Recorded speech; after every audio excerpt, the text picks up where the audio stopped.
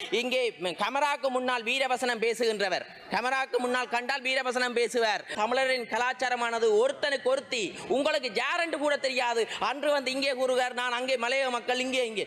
இன்று யாருடன் இருக்கின்றார் என்று கூட தெரியாதவர் தான் இன்று அவர் உளம்புகிறார். அவர் ஒழுங்காக அவரது பிள்ளையை கூட தமிழில் கற்பிக்க தெரியாதவர் தான் இங்கே இருந்து கூறுகிறார்.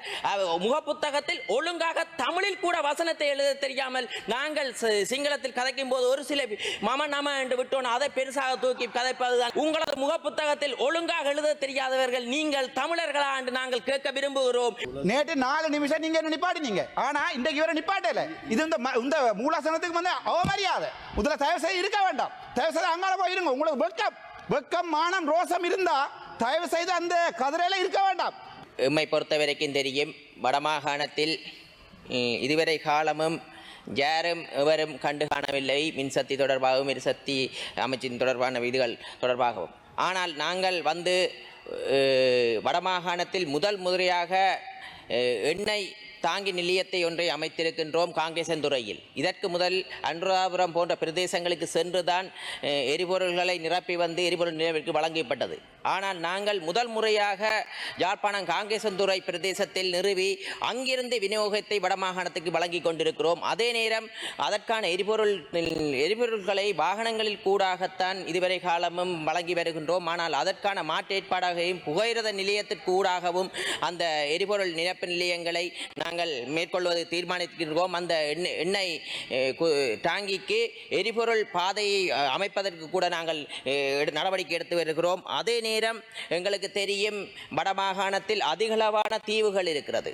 தீவுகளை எடுத்துக்கொண்டால் உண்மையாகவே அத்தியாவசியமான மின்சாரம் என்பது அத்தியாவசியமானது. இதுவரை காலமும் ஜெனரேட்டர் தேர்மல் ஊடாகத்தான் மின்சாரத்தை வழங்கி வருகின்றார்கள். அதற்கு கூட அந்த எரிபொருட்களை கொண்டு செல்வதற்கு கூட பலர் இடர்பாடுகளை ஏற்படுத்தி வந்திருந்தார்கள். ஆனால் இன்று நாங்கள் நெடுந்தீவு, அனலதீவு, நைனாதீவு போன்ற பிரதேசங்களில் விண்மில்களையும் அதே நேரம் சூரிய மின் கலங்களையும் நாங்கள் நிறுவி அதன் ஊடாக அந்த பிரதேசத்திற்கு வினைத்திறனாக மின்சாரங்களை வழங்குவதற்கு எங்கள் அரசாங்கம் நடவடிக்கை எடுத்து வருகிறது. அதேபோல் நாங்கள் உங்களுக்கு தெரியும், நெடுந்தீவு தீவு பகுதிகளில் எந்த எரிபொருள் நிரப்பு நிலையங்களும் கூட எந்த அரசாங்கங்களும் நிறுவவில்லை. ஆனால் எங்களது அரசாங்கம் ஓராண்டுக்குள் நாங்கள் நெடுந்தீவில் அங்கே ஒரு எரிபொருள் நிரப்பு நிலையங்களை ஆரம்பிப்பதற்கு யார் கூட நினைத்திருக்கிறார்கள், யாரும் கேட்கவில்லை. அங்கத்திய பிரதேச வாழ் மக்கள் கூட எங்களுக்கு எரிபொருள் நிரப்பு நிலையங்களை அமைக்கும்படி கேட்கவில்லை. ஏனென்றால் நாங்கள் கூறுகிறோம், அவர்கள் நினைத்திருந்தார்கள் அங்கே எரிபொருள் நிரப்பு நிலையம் பெற வேண்டார். ஆனால் நாங்கள் எமது அரசாங்கமானது எரிபொருள் நிரப்பு நிலையத்தை நெடுந்தீவில் நிறுவி அந்த நிரப்பு நிலையங்களை கூட நாங்கள் தனியாருக்கு வழங்கவில்லை. ஆனால் நாங்கள் நிறுவும் போது என்னிடம் கூட ஒரு தனியார் வந்து கடற்தொழில் மீன்பிடி சம்பந்தமான தொழிலை செய்பவர், தாங்கள் எரிபொருள் நிரப்பு நிலையத்தை செய்கின்றோம், எங்களுக்கு அனுமதியை தாருங்கள் என்று. ஆனால் எமது அரசாங்கமானது அங்கே இருக்கும் கோஆபரேட்டிவ் நிறுவனத்திற்கு அந்த எரிபொருள் நிரப்பு நிலையத்தை கொடுத்திருக்கின்றது. எரிபொருள் அமைச்சால் புனரமைத்து அந்த எரிபொருள் நிலையத்தை வழங்கி இருக்கிறது கோஆபரேட்டிவ்க்கு. அந்த வகையில் முன்னைய காலங்களில் இந்த எரிபொருள் நிரப்பு நிலையங்களை வியாபாரமாக அமைச்சர்கள் பாராளுமன்ற பயன்படுத்திய வரலாறு தான் இருக்கிறது. எங்களது அமைச்சு அந்த அமைச்சின் நிதியை பயன்படுத்தி அடித்து அந்த பிரதேசவாழ் கஷ்டப்பட்ட பிரதேசவாழ் மக்கள் கோஆபரேட்டிவ் நிறுவனம் முன்னேறுவதற்கு அந்த கோஆபரேட்டிவ்க்கு வழங்கி இருக்கிறது என்பது அது பெருமையுடன் நான் கூறிக்கொள்ள விரும்புகிறேன். அதே நேரம் பலர் கூறுகிறார்கள், மன்னாரை பொறுத்தவரைக்கும் காற்றாலை வேண்டாம் என்று பெரிய போராட்டம் நடந்தது. அந்த போராட்டத்தில் கூட எங்களது ஜனாதிபதி அவர்கள் 2 தரம் அந்த போராட்ட உறுப்பினர்களை கூப்பிட்டு 2ஆம் தரவும் ஆணித்தனமாக கூறிவிட்டார். எங்களுக்கு தெரியும், முன்னைய காலத்தில் எடுக்கப்பட்ட கருத்திட்டங்களை செயற்படுத்த வேண்டிய கடப்பாடு இருக்கிறது. அந்த வகையில் இப்போது அனுமதி அளிக்கப்பட்ட செயற்திட்டங்கள் மற்றும் இனிமேலும் அவ்வாறான மின் காற்றாலைகள் நிறுவுவதற்கு, ஏனென்றால் அது சிறிய ஒரு தீவென்ற வகையால் நாங்கள் நிறுவுவதற்கு தடை விதித்திருக்கிறோம் அரசாங்கத்தால். ஏனென்றால் எங்களுக்கு தெரியும், வடமாகாணத்தை பொறுத்தவரைக்கும் எங்களுக்கு தெரியும், பூனேரி பிரதேசம் என்பது பூனேரி மன்னாரிலிருந்து மன்னார் வீதியால் வரும்போது பூனேரி பிரதேசம் அதுகளவு மக்கள் தொகை இல்லாத இடங்கள். அந்த பிரதேசங்களை இனங்கண்டு அந்த பிரதேசங்களில் இவ்வாறான செயற்திட்டத்தை செய்யும் போது மக்கள் எதிர்ப்பில்லாமல் அதிகளவான மக்களுக்கு வினைத்திறனாகவும் அந்த பிரதேச வாழ் மக்களுக்கு பயனை பெறக்கூடிய செயற்திட்டங்கள் வேலைவாய்ப்புகளை உருவாகும் என்று அந்த செயற்திட்டங்களை ஆரம்பிக்க தீர்மானித்திருக்கிறோம்.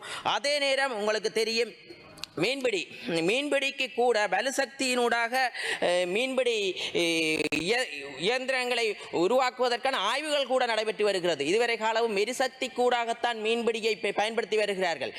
எதிர்வரும் காலத்தில் எமது ஆய்வின் மூடாக வெற்றி அளிக்குமாக இருந்தால் கடல் தொழிலுக்கு செல்பவர்கள் கூட மின்சக்தியின் ஊடாக கடல் தொழிலை செய்யக்கூடிய வினைத்திறனாக ஏற்படுத்தக்கூடிய ஒரு நிலையங்கள் இருக்கிறது. எங்களுக்கு தெரியும், இப்போது அதிகளவான இலங்கைக்குள் எலக்ட்ரிக்கல் கார்கள் வருகின்றன. எலக்ட்ரிக்கல் கார்களை சார்ஜ் செய்வதற்கு போட்டுகள் குறைவாக இருக்கிற சார்ஜிங் போட்டுகள்.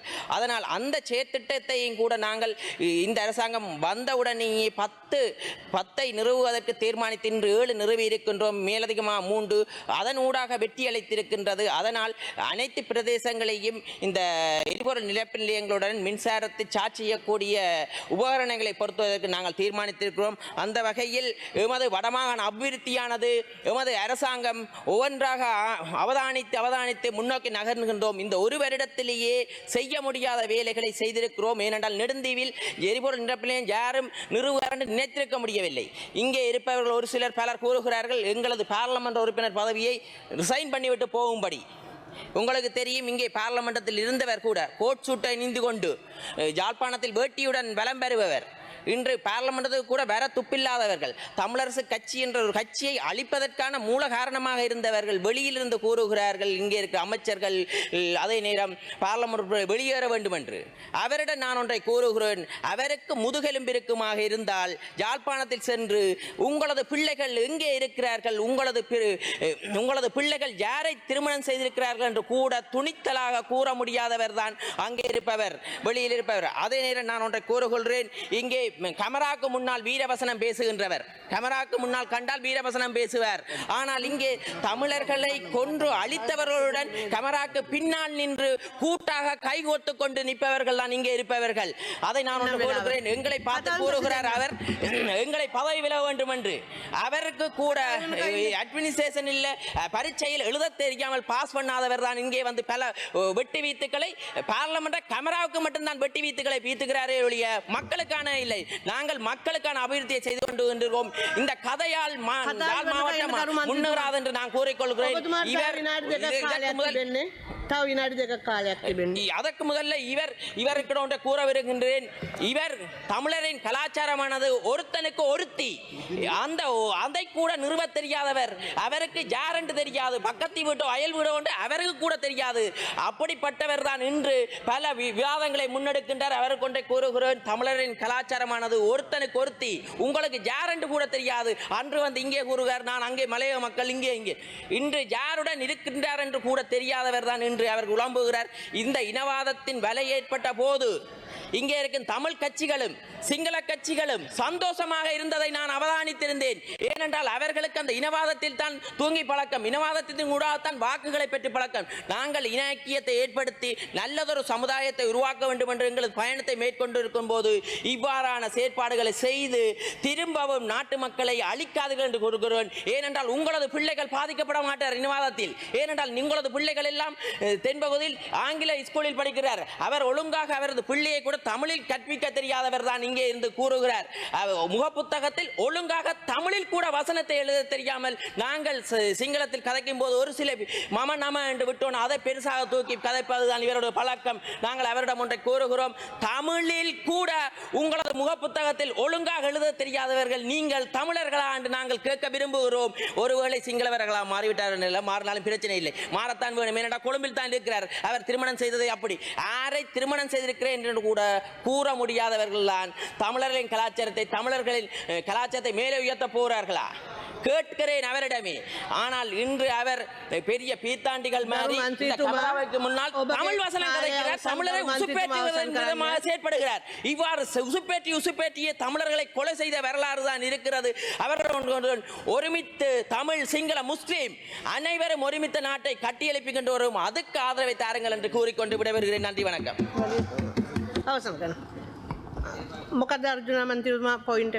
இந்த பாயிண்ட் ஆஃப் ஆர்டர் நான் தமிழில் சொல்ல விரும்புகிறேன். என்னுடைய தாய்மொழி தமிழ், ஆகவே நான் தமிழில் சொல்ல விரும்புகிறேன். 91 wait no member shall make any imputation of improper motive against another member. அது ஒரு பாயிண்ட். ரெண்டாவது ஈய வாசிங்கோ, every member must confine his observation to the subject under discussion. எனக்கு இப்போ சொல்லுங்க தம்பி இளங்குமரன், இந்த சப்ஜெக்ட் தொடர்பாக எத்தனை நிமிஷம் காய்ச்சினவர் நீங்கள் எப்போ நீங்கள் காதில் டிரான்ஸ்லேஷன் போட்டுக்கொண்டு கேட்டுக்கொண்டு தானே இருந்த நீங்கள் சப்ஜெக்ட் சம்பந்தமாக இன்றைக்கு மின்சார விதி சம்பந்தமாக சப்ஜெக்ட் போய்கொண்டு இருக்கு. நீங்கள் இன்றைக்கு அதை கேட்டுனீங்களா நிப்பாட்டினீங்களா? நேற்று என்ன நிப்பாட்டினீங்க 4 நிமிஷம், நேற்று 4 நிமிஷம் நீங்கள் என்ன நிப்பாட்டினீங்க. ஆனால் இன்றைக்கு இவரை நிப்பாட்டல. இது இந்த மூலாசனத்துக்கு வந்து அவமரியாதை. முதல்ல தயவு செய்து இருக்க வேண்டாம், தயவு செய்து அங்கால போயிருங்க. உங்களுக்கு வெக்கம் மானம் ரோசம் இருந்தா தயவு செய்து அந்த கதிரையில இருக்க வேண்டாம். நேற்று இதே மாதிரி தான் நான் சம்பந்தம் இல்லாம கதைக்கிறேன்னு சொல்லி 4 நிமிஷத்துல 2 நிமிஷம் குழப்பினீங்கள். உங்களோட கட்சிக்கு ஒரு நியாயம், என்னுடைய கட்சிக்கு ஒரு நியாயமா? பதில சொல்லுங்க தயவு செய்து. நான் தமிழ் தான் கைப்பற்ற, நான் தமிழர், நெஞ்சில் அடிச்சு சொல்றேன் நான் தமிழர். எனக்கு இனவாதம் இல்லை, நான் சிங்கள மக்களை காதலிக்கிறேன், ஆனா நான் தமிழர். எனக்கு பதில சொல்லுங்க நீங்க. பதில சொல்லுங்க நீங்க, பதில சொல்லுங்க.